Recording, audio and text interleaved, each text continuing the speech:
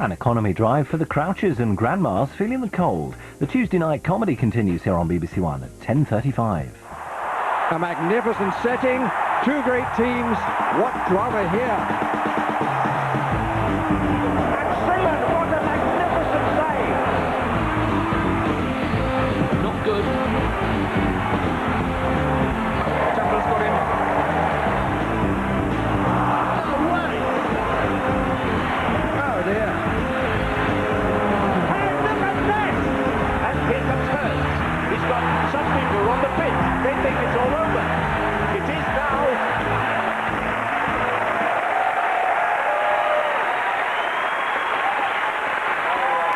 Hello and welcome to They Think It's All Over. With David and Rory this week is an Australian spin bowling legend, Shane Warne, who is to be portrayed in a film by Russell Crowe. The hard-drinking, hell-raising wild man is delighted that Russell Crowe will be playing him. Shane Warne. Thank you. Relatively kind on you that time. With Phil and Jonathan this week is a former Great Britain Rugby League star and Welsh Rugby Union captain who scored Wales's last points at the old Cardiff Arms Park in 1997. And as a mark of respect, the Welsh team have failed to score any point anywhere since. Jonathan Davies.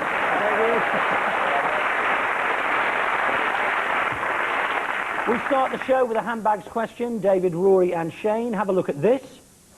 Here's the world's most famous man strutting his stuff on the pitch.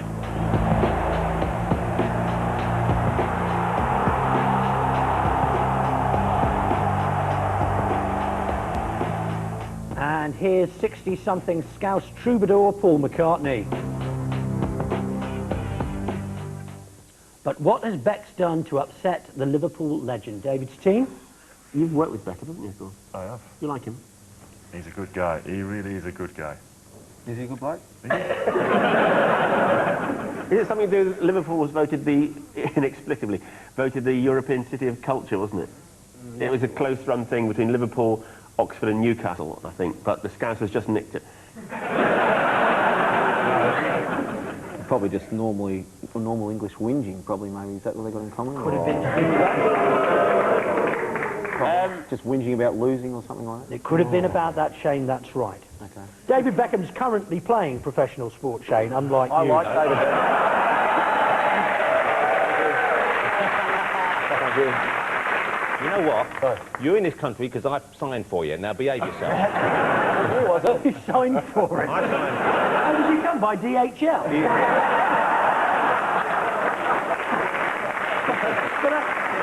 We've got a cricketer here for you, Mr. Ross just signed there. Oh, look at him. He looks like Flash Gordon in a wind tunnel, look. First of all, congratulate David on Sunday's performance. Good. Not bad, yeah. A clean sheet. How did Tottenham fans treat you? All right. Usual. So you know what? I was delighted you did so well because I've actually started following David's career with undue interest because you are actually the goalie in my wife's fantasy football team. Her and a friend Emily have joined a fantasy football league, and of course they turned to the man of the house for advice as to who to have on the team, and out of loyalty I went for old safe hands over there. Hang on, I'm about the third youngest here, by the way. Oh, I'm the third youngest. Yeah. So sad that you've counted everyone's age. I'm third youngest. You're actually doing quite well. You must be delighted to know that you're on my wife's fantasy list. I wouldn't mind being your wife's fantasy. Well, somebody's got to be.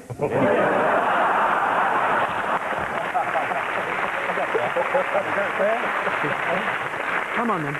McCartney's a very, very vehement vegetarian. He takes vegetarianism very seriously. He does, yeah. And I know that Beckham was thinking about becoming a vegan because he liked the pointy ears, you know. Is it something to do with something that Beckham endorses then, which would have an animal product in it, for example? You take over the captain. Yeah, Shane. I'm with Rory, I agree with him, something along those lines. Adidas boot, the Predator boot is what he advertises. And I'm wondering whether that's made of leather. Yeah, I'll give you 3 points. I'll give you 3 points. You're virtually there. In fact, it's all down to kangaroos. Animal welfare organisation Viva, who are publicly supported by Paul McCartney, have called on David Beckham to throw out his Predator boots because they're made of kangaroo skin. As staunch vegetarian Sir Paul says, there is an urgent need to protect kangaroos from a barbaric industry which slaughters them for meat and leather. It makes you wonder if David Beckham was wearing his kangaroo boots when England lost to Brazil last year.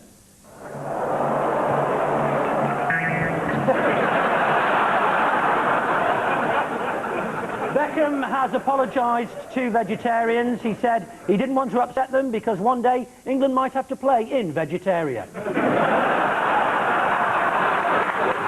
Still in the two Jonathans, it's a handbag question for you as well, and it's rugby league. Here's some tries and big hits from the recent Super League clash between Warrington Wolves and Widnes Vikings.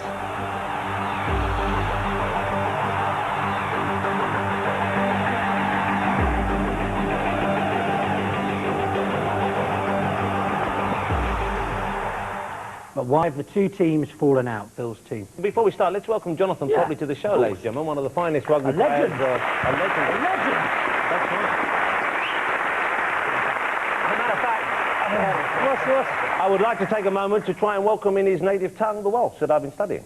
I would like to welcome you to the show. Hold on. You're slipping towards it, ain't I? Hot mother. Widnes and Warrington, what's they got? They close, they were 7 miles apart.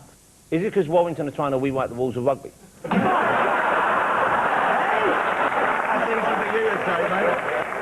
Jonathan doesn't play rugby anymore, do you? No. Do you play any sport now? Golf. No, any sport? You want to play tennis? That's a man's game. It is, yeah. I don't think you've got what it takes to play tennis, if you don't mind me saying, Davis. Anytime, John. How come there are no good Welsh tennis players? There's not good English ones to start.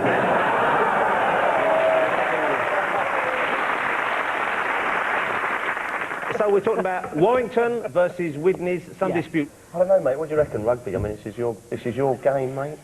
I think it's got to be something about Widnes, because Widnes is a very industrial town, and a lot of people think it's rather smelly there, and it must be something to do in the programme when they play each other. Something must have, one of the Warringtonians must have said something or printed something in the programme. That's close enough. I'll give you 3 points. I tell you, Not far. Not far. The problem all started with a poster produced by Warrington for the game between the two clubs. Widnes, a former hotbed of the petrochemical industry, was depicted as a toxic wasteland with smoking chimneys, nuclear waste and a 3-eyed fish. Warrington was the birthplace of Chris Evans, and he's still very much a Warrington boy. He's out of a job and he married a teenager.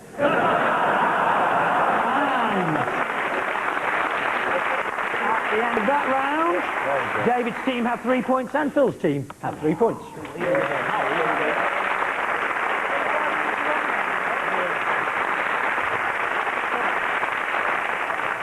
We crack on with the photo fit round. David's team, here's yours. It's the cat. Well, there's only one hairstyle like that, isn't there?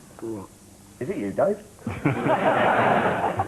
That might be me when I get to Jonathan's age. That would have to be Nancy.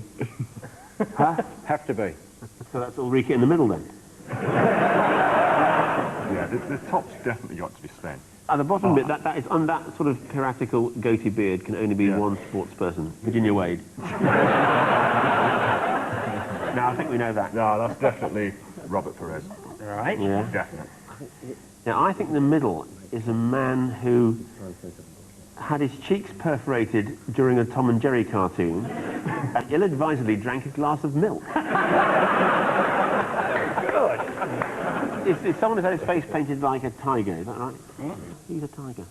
Tiger Tim Henman. They've got 3 out of 3. Well done. To see who they are, that's the flyaway hair of Sven-Göran Eriksson, the tabloid-enhanced features of Tiger Tim Henman, and the D'Artagnan facial hair of Arsenal's Robert Pires.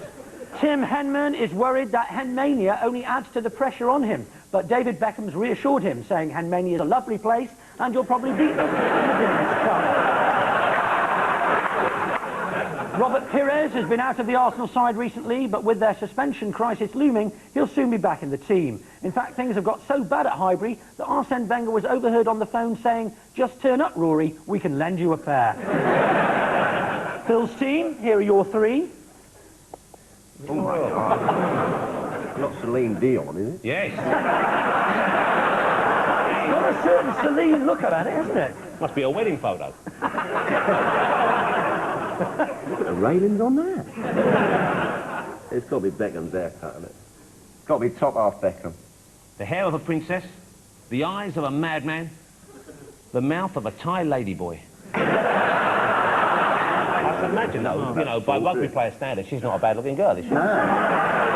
You on tour and stuff, you know. Right, I think you're right, Captain. I think that's Beckham's hair. Yeah, Sol Campbell's eyes. Is it? Ronaldinho, isn't it? Yeah. And he's had his teeth done. God, it must have been shocking before he had them done. The burnt fence. Teeth like a burnt fence. Now I know what happened to my holiday home. I'm going to give you 2 out of 3. Why, what's wrong with you? We got all 3. You're struggling on the hair. Emmanuel Petit. No, not Emmanuel Petit. No, I'm going to hand it across. They won't get it either, I bet you. Do you know the hair? Pete Sampras's bikini line. No, you've got 2 out of 3. Let's split it up and discover who it is.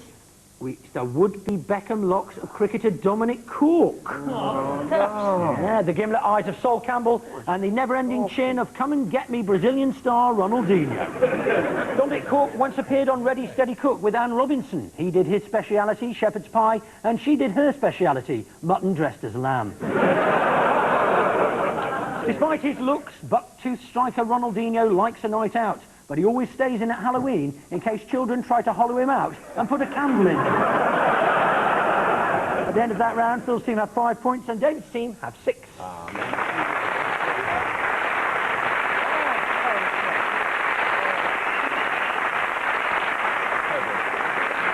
Round 3 is the treble, where the teams have to link 3 sports personalities with 3 objects. David's team, your subject for the treble is sporting superstitions. Here are your 3. Ditchwater Dull Toon Goalbagger Alan Shearer.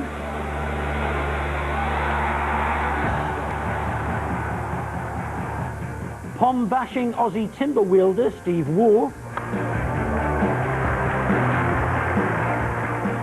And no nonsense, I'm up for a fight Arsenal defender Laurent. So David's team, all 3 have their superstitions, but which one always has a coin in his sock? Who insists on eating beans before every game? And which one never plays without having a red hanky about his person? Who eats beans as a professional sportsman? What's wrong with beans? Just don't get too close, that's all. Didn't you have, when you were touring somewhere, you had beans imported, didn't you, from Australia? Is that right? To India. To India. It's better than Indian food, I tell you. That is rubbish. You're talking about our national cuisine!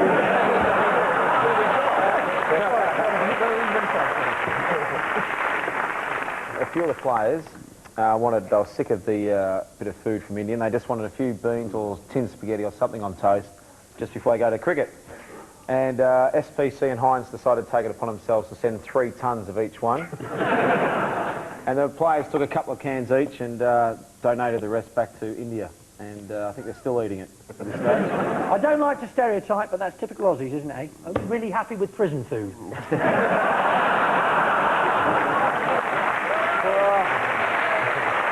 It's you ordering. Do you have any superstitions, Shane? Before a match, any superstitions that you picture you go through anything? Well, probably just as I'm walking out and I'm about to get to the grass to walk out in the field of play, just drop my fag. That's the thing, he walks on the pitch and says, oh, grass. Or he walks out and goes, oh, look, someone's dropped a fag down there.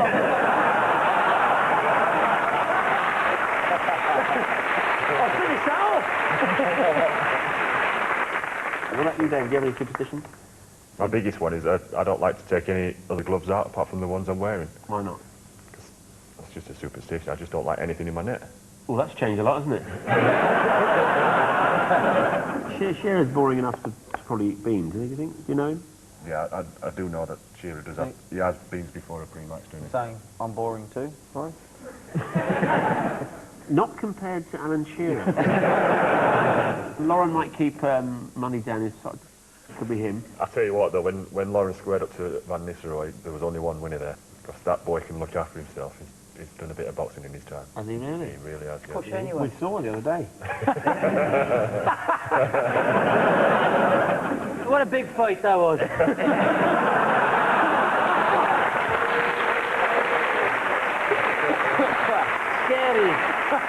This is scary stuff. Do rugby players... Good, I like this. What do you think of football players? What do you think of them as men? They're all right, but like when someone like Keown runs up and goes, it'll be like just stick your head on him, wouldn't it, really? I tell you what I don't like about that football stuff is when they, sorry, I'm not trying to, but with that football thing, so as soon as someone just touches them on the foot of that, they dive as far as they can and overdo it. They should just send them off straight away. Yeah. Then they won't stop doing it. They jump around and act like bloody sissies when they jump over it. So the consensus of opinion is that professional footballers bunch of foofs. Is that what you're saying? Yeah. We'll see you outside. No, you won't. So what about this red hanky? The red towel is definitely Steve Warne, because I think it was Adelaide Oval were playing, and they don't have any white towels when you want to have a shower, so they only have red towels, and Stephen was getting runs in Adelaide. That's not the runs from that silly Indian food, but that was actually runs with a cricket bat. And he was getting hot under his head, so he actually asked for the 12th man to bring out a towel, cut up a towel so he could put it in his pockets when he got hot, and they only have red towels, so the red towel is definitely Steve Warne. No, Lauren definitely puts a coin, it's a coin or some sort of medallion down his shin pad. Right, you've got 3 out of 3 then, well done, yes.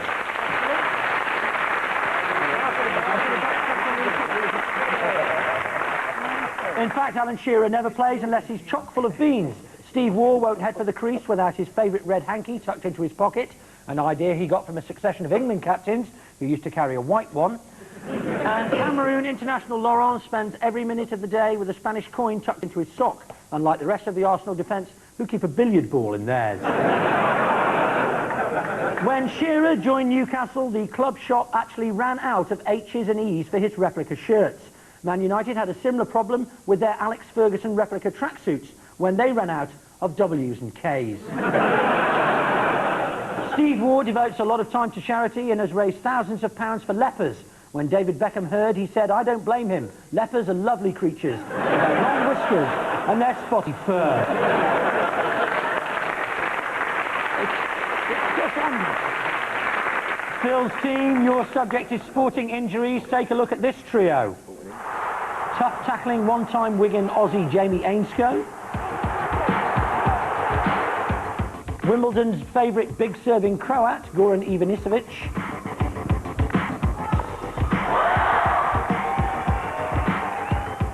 And Villa's, don't call me Darius, it's Darius actually Vassell. But Phil's team, which of them was injured by a seashell, which by a misplaced tooth, and who was laid low by an electric drill? We need these points. You do need You were these just points. saying that we're behind, and you know what I think it is? It's not just you got the flu. I think it represents the difference between the sporting ethics of your Australian and your English. Yeah. The Australian sport to win is everything. First is first, second is nothing. Am I right, Shane? Yes. Victory is not just desirable, it is essential. Yes. So you would rather walk across hot coals, eating burning, broken glass, having your knackers waxed by a blind sumo wrestler that can see the single run, never mind a game, to the scum that dare stand before you on the field of sport. Yes. You must win. Yes. Win or lose, happy days. Happy days. That's the problem. That's the problem. It's a problem. But I would have thought in rugby that's a problem in your teeth. Because you wear, do you wear, like boxers, you wear a gum shield, don't you? Yeah. It's a problem in football as well. I know goalies as well, 'cause it's quite physical. Because David always takes his teeth out and puts them in a little mug next to every match. I know a few birds who do that. Have you got your own teeth, eh, mate? Yes. Oh, that's a good effort for a rugby player. That's nice. That's well played. And they're a nice set of gnashers as well. Yeah. Were you a bit of a puff when you played? Yeah. What's the worst injury you've ever had? Jonathan, you must have had some injuries. Well, that's your thing. Oh, what's happened there? He got dodgy fingers as well, I've haven't got a he? couple as well that only Yeah, goes about there. You guys have got to take it easy when you're playing piano. Rugby's a real tough game. You don't get those sort of injuries in football. The longest you were off, I believe, for a month with split ends, but that's about it. Jonathan knows the one about the teeth, which is just horrific. Yeah. Jamie Ainscough, someone bit him while he was playing, and he came off afterwards, and his arm was sore, and there was a tooth in his arm, someone had bit him, wasn't it? But they didn't actually find out there was a tooth in his arm for a week. Yeah. They thought it was just bad bruising. That's hard. That's hard. Hey? That's hard. And that, the bloke who bit him missed out on sixpence as well, didn't he? Seashell. Someone's obviously trodden on a seashell somewhere. good. Well, OK, the tooth we know is the rugger bugger. Yeah. Right? The shell we reckon Gotta be is Goran. Goran with the shell. That means Darius or Ducius, or however you say his name. Yeah. How do you say his name? Darius. Darius. All right, him is the drill because his dentist wasn't open and he did a filling at home. Well, that's not the reason, but it's not far off, but you've got 3 out of 3. Well done.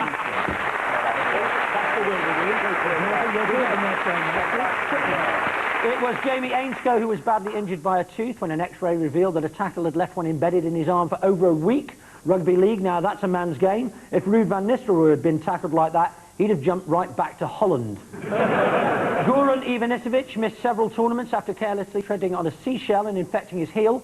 Apparently he nearly stepped on Cockles and Mussels, or the Williams sisters as they're known. Darius Vassell made the elementary mistake of trying to burst a blister under his toenail, and this is absolutely true, with a power drill. He isn't completely stupid though, he did wear a hard hat and safety goggles. Darius Vassell's injured toe wasn't his last DIY injury. He took advantage of his time off to knock one of his lungs through into the other to create more breathing space. Thank you. The end of that round, Phil's team have 8 points and David's team have 9.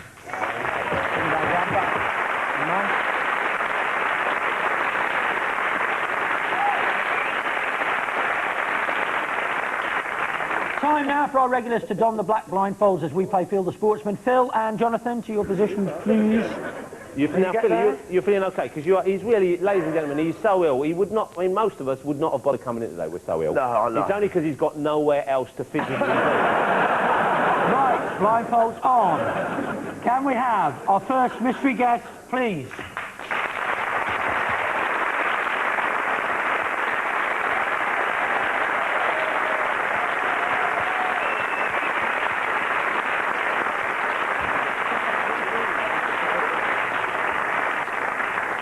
And your time starts now. Hang on. Well, I've got an oar here. This feels familiar. Steady. God, it's quite a big fellow over here. Is that a goalpost? Oh. Hey, Man City are hiring, you know, you want to get down there.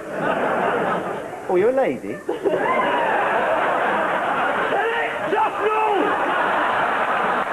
Oh! You know, when they jab you with their stick, it means they want you. I know who this one is. Walking stick, monocle, Chris Eubank. It's a lady, isn't it? It's a lady with a big pole. It's a fine figure of a lady with a big old stick here. What is this? Well, they got to be, are they coxless? Yes. It's the British Cox ladies. Twos. The Cox's Pippins. What have they won recently? Come on. The world World women, champions, rowing, catfish and cat racer. yes, that's it. World champions, Cox's Wales.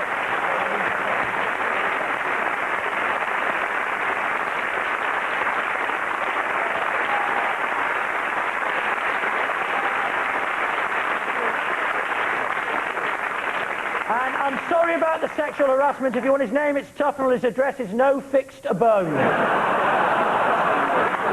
Right, David and Rory now. You're going to need to wear these. Do you know what they are?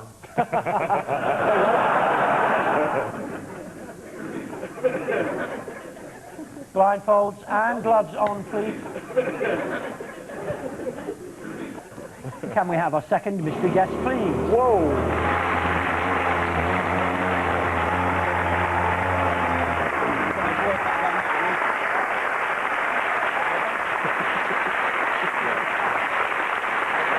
And your time starts now.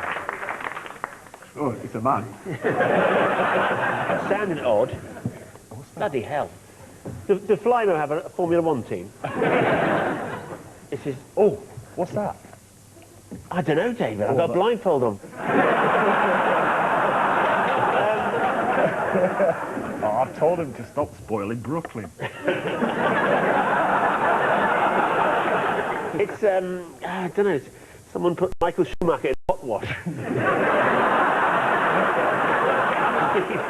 Is there a famous go-kart, young go-kart? Yeah. Is it the bloke who's done something brilliant with go-karts and very young? Yes, I'm going to give you the points for that. He's our British go-karting champion, Alexander Sims.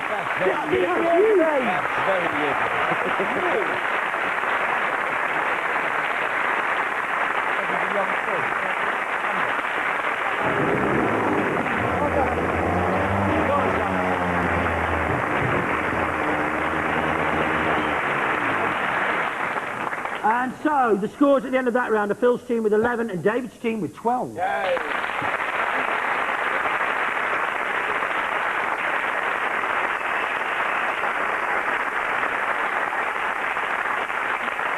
We finished with the name game. It's a normal one this week. David's team are in the lead, so that Rory's going to be doing the clues. Pass those along to Rory, please. As many names as you can in the next 90 seconds, starting now. Part Arsenal defender, part orangutan. Martin Keown, correct. Oh, England's favourite tennis player, bit of he's a lumberjack. He likes mousse, he likes maple syrup, he's so English. Yeah, very good. Oh, this is a Premiership referee. His second name is a indigestion tablet. Phil Durkin. No.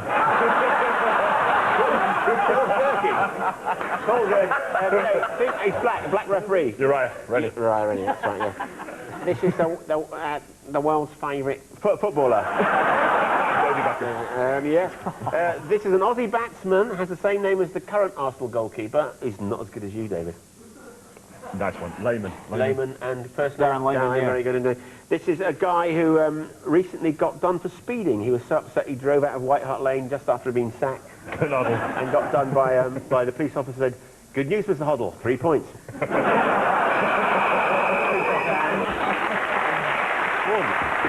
I'm very much looking forward to getting indigestion and going in and asking for a packet of Durkins.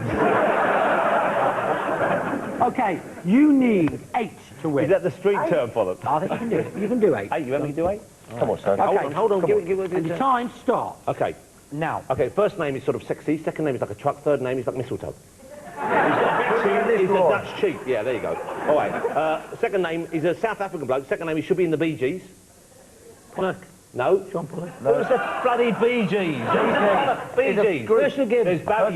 Well done, you. Okay. This is a Welshman now, and his lovely Welsh name is like a potato. The second name is like a potato. The first name... Jersey Royal. No, the first name is like a bloody potato. Yes, absolutely right. Okay, this is he's a runner, British runner. Second name is... You haven't got one at the moment, I believe. Sorry, but it's true.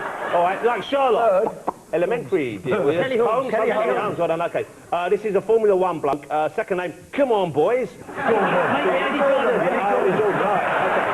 is he's a rugby bloke. Second name, remember the Marvel comic book, Doctor? No. Not Doctor, no, that's Doctor, he was always fighting the Dreadjaw Mamu. No! If you're not normal, you're a little bit... Mental. No, but you're not as well. No, Dr. Strange.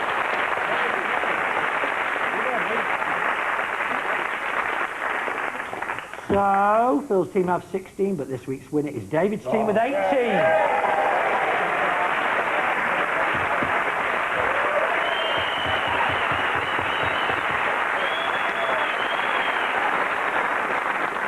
Thanks to David, Rory and Shane, Phil, Jonathan and Jonathan. My name's Nick Hancock. They think it's all over. It is now.